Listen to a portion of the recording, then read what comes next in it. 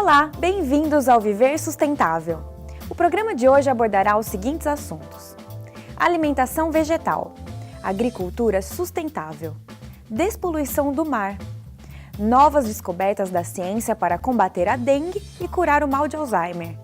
As feiras livres e quitandas de muitas cidades, não apenas no Brasil, mas em todo o mundo, são uma explosão de cores e sabores. Formas estranhas e cheiros desconhecidos contribuem para uma variedade espantosa de verduras, frutas e legumes. Mas, por mais variados que possam parecer estes produtos, representam apenas uma fração mínima das espécies que podemos comer. Não é uma falha dos supermercados e feiras. O fato é que das 400 mil espécies de plantas que existem no mundo, cerca de 300 mil são comestíveis. E destas, consumimos apenas 200. Quem nos falará sobre isso é o engenheiro agrônomo, professor de economia rural e deputado federal Mendes Tame. Professor, se temos mais de 300 mil espécies de plantas comestíveis, por que a humanidade se alimenta de apenas 200? Olá, Iria. Pior do que isso. A maioria dos nutrientes de origem vegetal que consumimos vem de apenas 3 fontes: milho, arroz e trigo. Segundo John Werner, professor de botânica na Grã-Bretanha e autor do livro A Natureza dos Cultivos, muitas das plantas que comemos são originalmente tóxicas, mas com o passar do tempo, nós e outros animais encontramos formas de lidar com esses componentes tóxicos. O botânico se refere aos processos de domesticação que foram eliminando as substâncias venenosas nas plantas e também se refere aos procedimentos como o cozimento que tornam uma planta digerível. Segundo o professor Warrer, é a forma como essas plantas se reproduzem que determina se o seu cultivo poderá ser em larga escala e, portanto, incluí-las no processo de alimentação de uma grande parte da população. Aliás, uma planta se reproduz por mecanismos de polinização, que pode ser através do vento ou através de serviços prestados por insetos, como as abelhas. As orquídeas são bons exemplos para explicar a razão de uma planta com polinização complexa não ser boa para a produção agrícola. Existem cerca de 20 mil espécies de orquídeas e muitas poderiam ser boas como alimentos, mas cultivamos apenas uma para o consumo, que é a orquídea da baunilha, cuja polinização é feita manualmente. A razão pela qual não cultivamos mais orquídeas é que, para se reproduzir, elas devem ser polinizadas por uma espécie específica de inseto. E tanto este quanto a orquídea dependem de outro para sobreviver. Se as orquídeas forem cultivadas longe do habitat desse inseto, não produzirão sementes e fracassarão como cultivo. É a polinização, mais ou menos difícil, que determina quais as variedades ou quais as espécies que serão cultivadas em larga escala para a alimentação humana.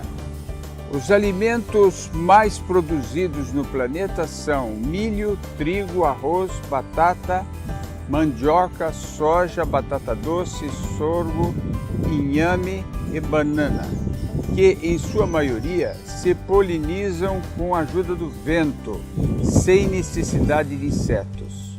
Se as plantas mais importantes para a nossa dieta não dependem de inseto, a pergunta que surge é: qual a razão de tanta preocupação com a queda global da população de abelhas, um dos principais agentes polinizadores? Na opinião do professor Warren, a preocupação com as abelhas está sendo exagerada, porque certamente nenhum dos cultivos das 10 principais culturas será afetado com a morte das abelhas.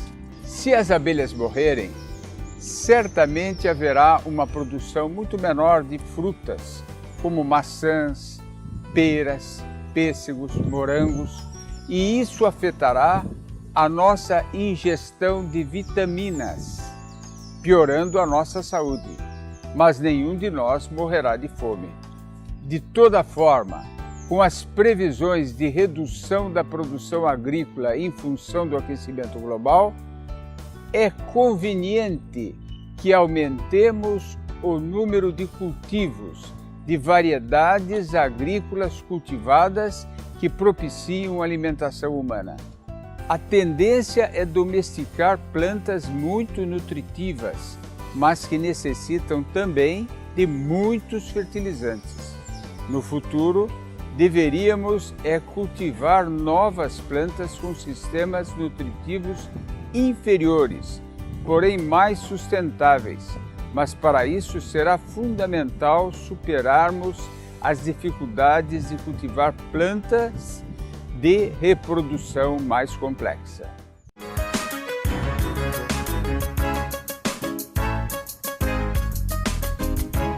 A crise econômica internacional não atrapalha a produção agrícola no Brasil? Sim, nós temos as condições mínimas necessárias e indispensáveis para sermos uma grande plataforma mundial de exportação, não só de alimentos, como de biocombustíveis. Nós temos água suficiente para a produção e para expandi-la. Nós temos terras, nós temos sol o ano inteiro, fotoperiodismo de 14, 15 horas de sol por dia em algumas regiões. Nós temos gente disponível para trabalhar, com disposição para trabalhar na agricultura na grande maioria dos estados.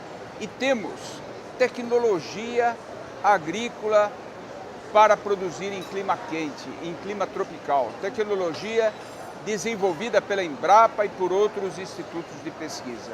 E por último, temos espírito empreendedor.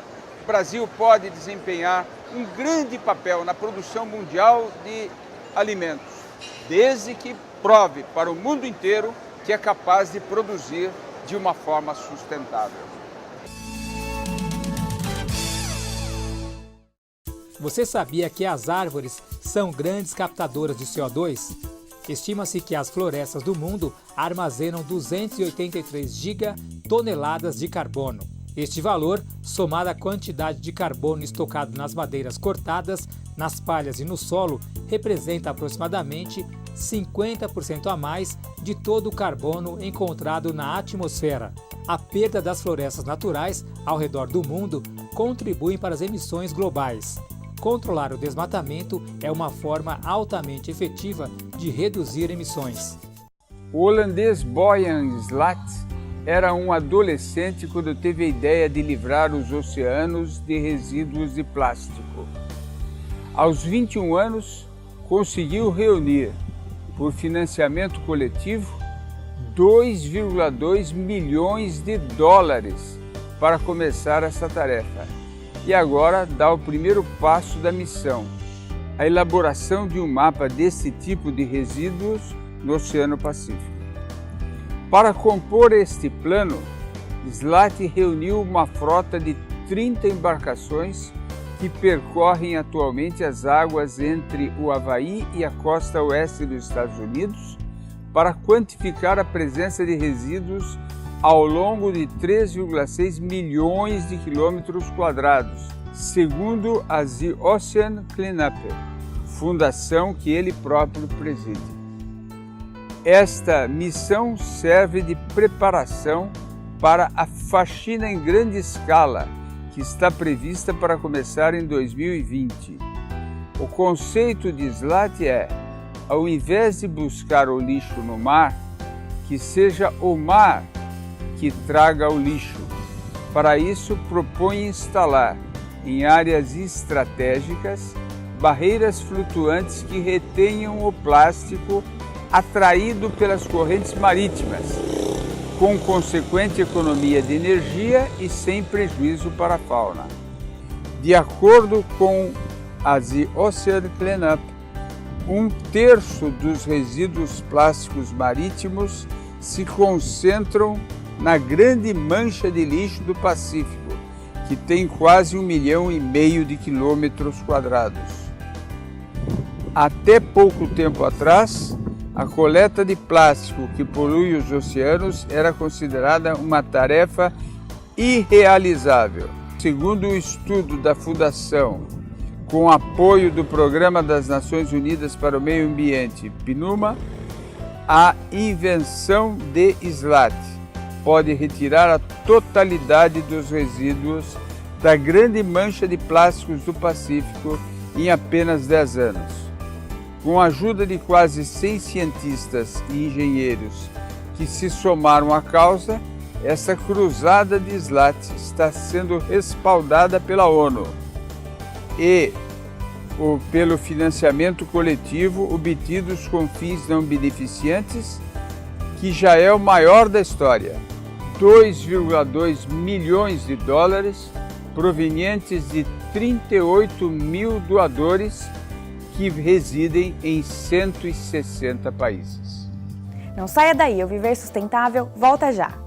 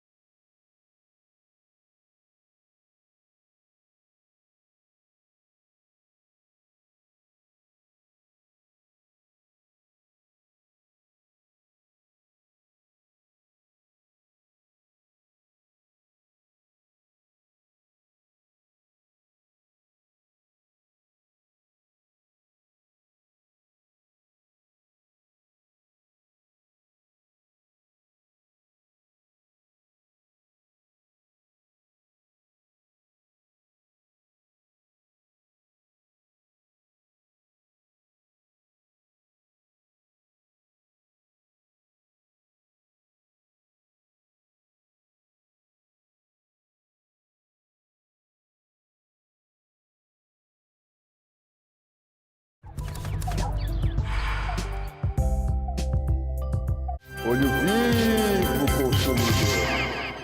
Segundo estudos, a copa das árvores pode abrigar até 70% das espécies existentes numa floresta tropical.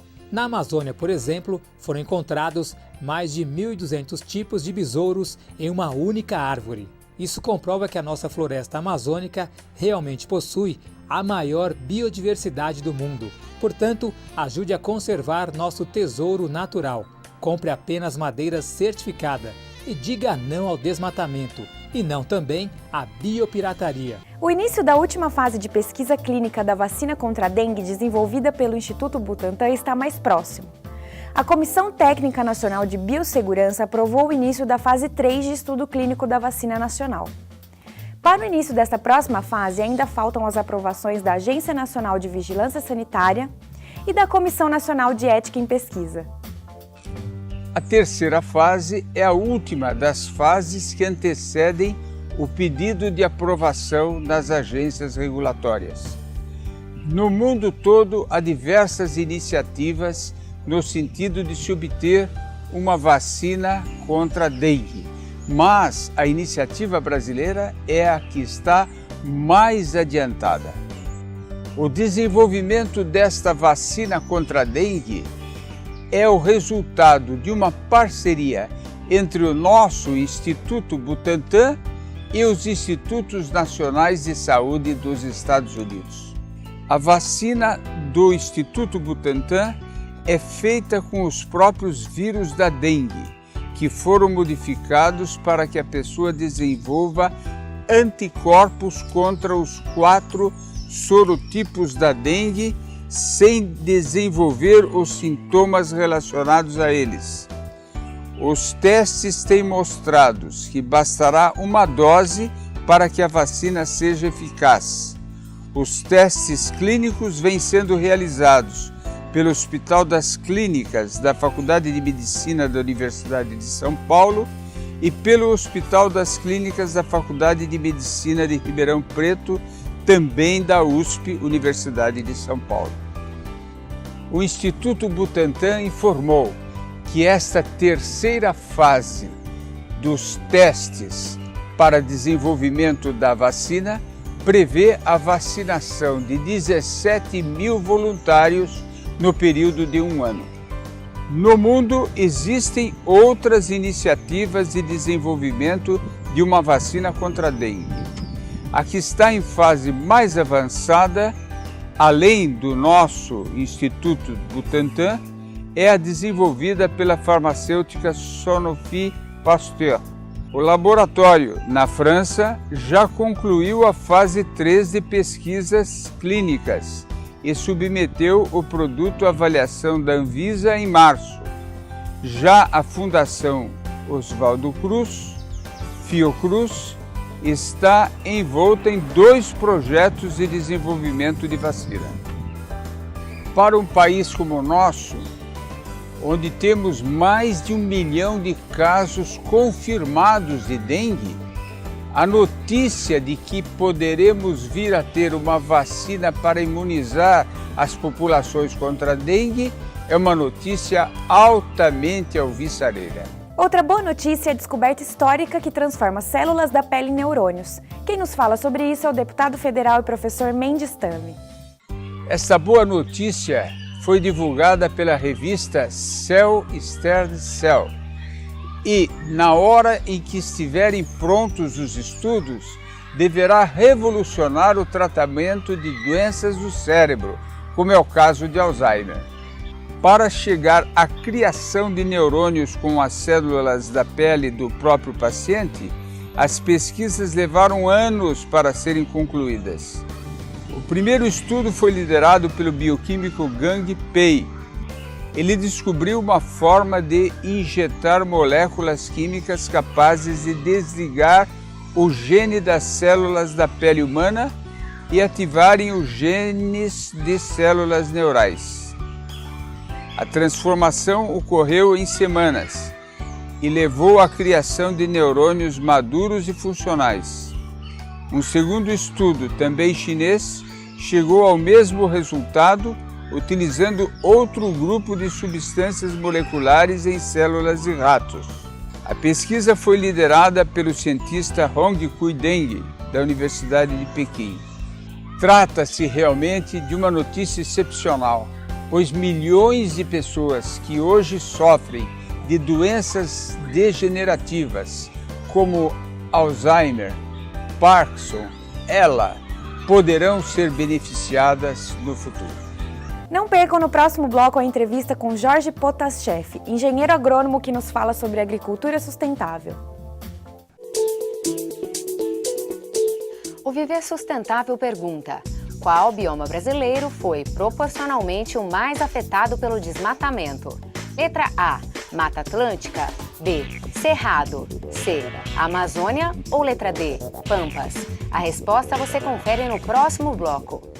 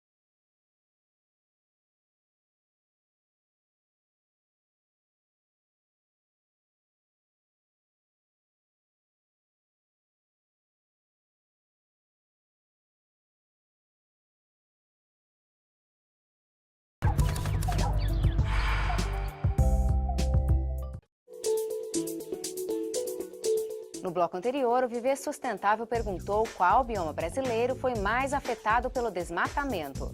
A resposta correta é letra A, a Mata Atlântica, com 70,95% de floresta derrubada. Em segundo lugar, vem os Pampas, com 60% de área desmatada. Vamos ver agora a entrevista com Jorge Potaschef, engenheiro agrônomo que nos fala sobre agricultura sustentável. Jorge, o conceito de hoje sobre adubação verde é o mesmo de alguns anos atrás, quando estávamos sentados nos bancos da Escola de Agronomia Luiz de Queiroz? Olha, Tami, é o mesmo conceito, é a mesma coisa, e inclusive eu não diria só na época dos bancos escolares, mas antes disso. Os egípcios já faziam ao longo do rio Nilo, já faziam a cultura do tremoço branco com o objetivo de azotagem, que nada mais é do que adubação nitrogenada para a cultura dos grãos em seguida. Adubação verde nada mais é do que rotação de cultura, simplesmente é uma tentativa de nós voltarmos, ou pelo menos a gente restabelecer aquele equilíbrio que existia em ambientes onde não houve a ação do homem. E quais as culturas hoje, que aqui no estado de São Paulo, mesmo em todo o Brasil, que mais utilizam a adubação verde e como que a utilizam? Hoje, no nosso caso, nós temos a cana como sendo a principal cultura econômica que faz adubação verde. Aqui no estado de São Paulo se faz adubação verde muito no café. O café sempre foi uma cultura que utilizou a adubação verde.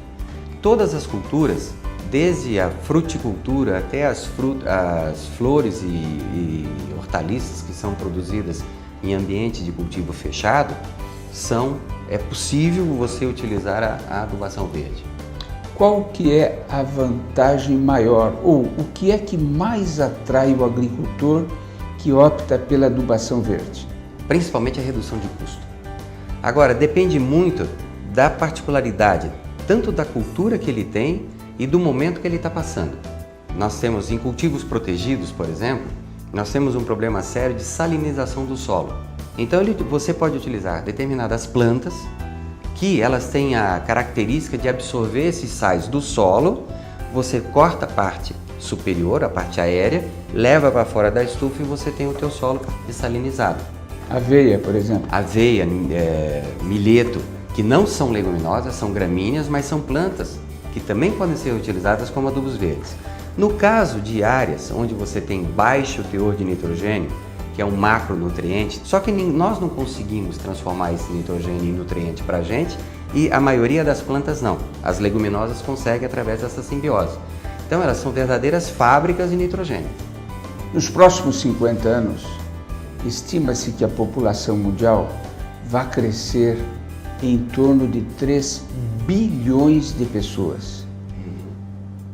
Quais são os caminhos para enfrentar este desafio de alimentar 3 bilhões de pessoas a mais no planeta Terra?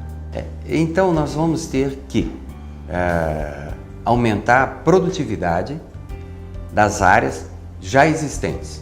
O milho hoje, geneticamente, tem uma caixa de produção, a gente fala caixa, capacidade de produção, mas tem uma caixa de produção para 18 toneladas por hectare. E qual é a nossa média? 3. Então, veja bem, em 1 hectare você pode produzir 6 vezes mais. Fazendo o quê? Simplesmente dando condições do solo, sem exauri-lo, de produzir isso tudo. Não precisa chegar a 18 da caixa dele, mas chegando a 12 toneladas, que um monte de gente já faz, que já chega a esse número, se torna muito fácil. É aumentar a produtividade das áreas, aumentar a capacidade de produção dessas áreas. Nós temos um exemplo em Santa Catarina, que é a região, toda vez que sai um prêmio de produtividade, sai para aquela região. São áreas pequenas, onde vamos dizer assim, o produtor ele está na área todo dia, ele consegue rodar, ver todos os pezinhos de milho dele, né? E o que ele faz? Ele pega esse grão e vai alimentar a ave e vai alimentar o porco.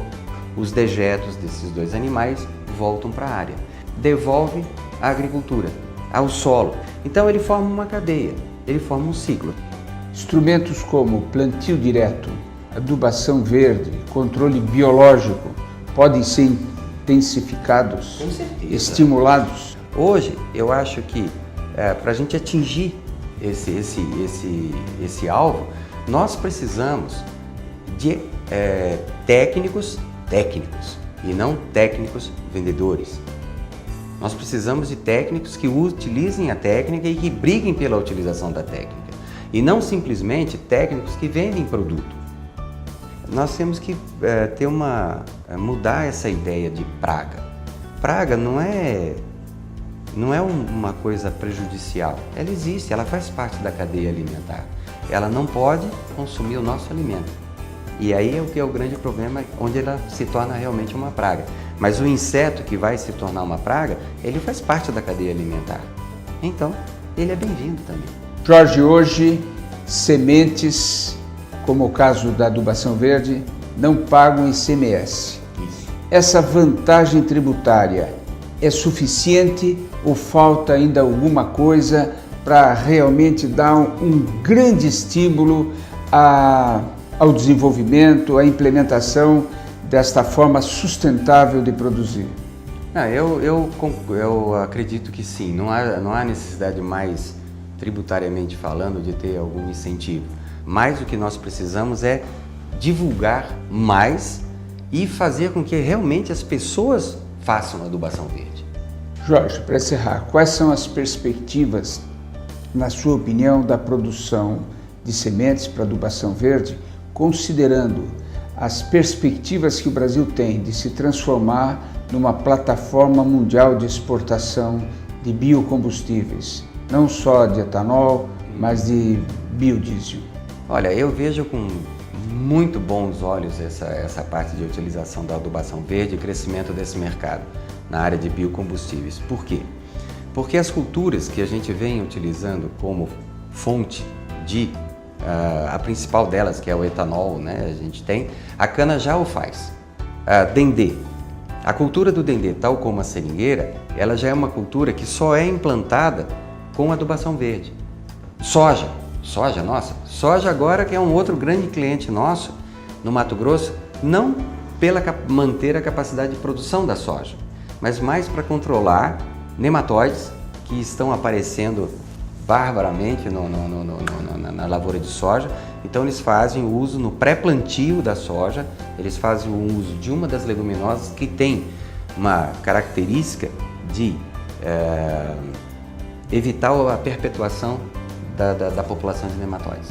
Então, nós, como eu falei no início, nós podemos fazer adubação verde até nos vasinhos de nossa casa. É só ter a paciência, a pachorra de semear, cortar e seguir para frente. Para que o Brasil realmente se transforme numa plataforma mundial de exportação, não só de grãos, mas de biocombustíveis, nós precisamos provar para os importadores que nós somos capazes de produzir de uma forma sustentável. E, com certeza, a adubação verde é um dos elementos para comprovar esta sustentabilidade. Quero agradecer imensamente a sua participação no nosso programa. Eu que agradeço também a oportunidade de estar participando do programa e transmitir um pouquinho do que se sabe da adubação verde. Muito obrigado. Conheça agora como estão os preços por tonelada dos principais materiais destinados à reciclagem. Preço da tonelada do material reciclável para a cidade de Belo Horizonte. Papelão, R$ 430. Latas de aço, R$ 300. Alumínio, R$ 3.400. Plástico rígido, R$ 1.400. E PET, R$ 1.700. Participe você também do nosso programa. Mande sugestões de temas e perguntas para contato@viversustentável.net ou acesse nosso arquivo de matérias pelo site viversustentável.net. O Viver Sustentável fica por aqui e lembre-se, para mudar o mundo precisamos fazer a nossa parte e a sustentabilidade é o caminho. Até o próximo programa.